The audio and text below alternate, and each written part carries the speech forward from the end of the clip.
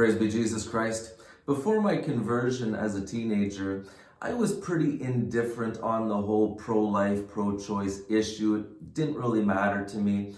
And then with my conversion, one of the revelations that God gave to me was that the child in the womb, who we might disregard and have no problem with just snuffing the life out of that child, it's like the Lord said to me, that's my son.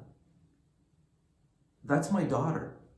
And with that came a revelation of the great love that God has for that child.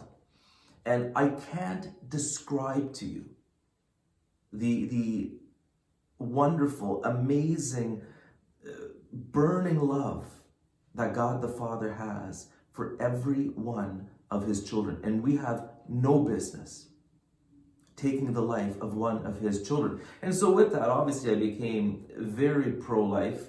I've never been kind of directly involved in the pro-life movement. I've always supported the pro-life cause. As a seminarian, as a priest, I would be invited to the 40 Days for Life or the Life Chain or maybe a pro-life banquet, things like that, a pro-life rally. And I always felt that I have to support the pro-life movement because this is an issue in a category of its own. Like when you're talking about protecting the life of the most innocent and the life of the most innocent being threatened, like you can't put other issues in that same category.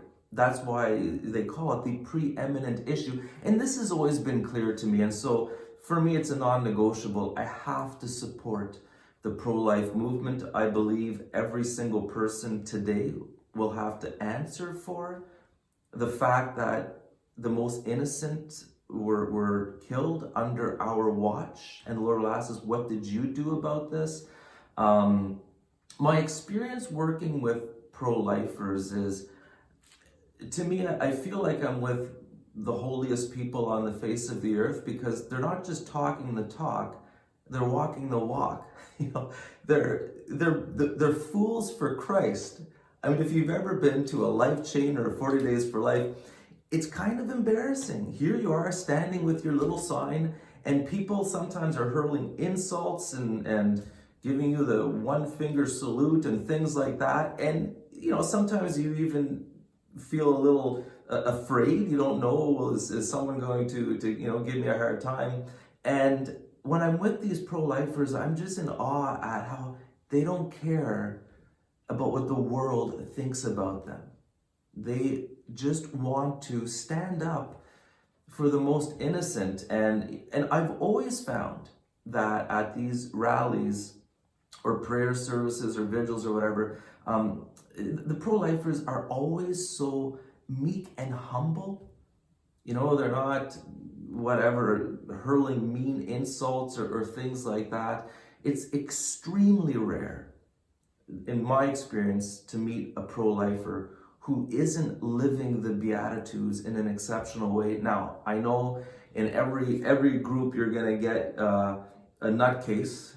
There's a nutcase in every group. I know that, but overall, I think the pro-life people, they need to be affirmed, they need to be encouraged because what they do isn't easy. In the Beatitudes, our Lord says, "Blessed are they who are persecuted for the sake of righteousness, for theirs is the kingdom of heaven. Blessed are you when they insult you and persecute you and utter every kind of evil against you falsely because of me. Rejoice and be glad, for your reward will be great in heaven. Thus they persecuted the prophets who were before you."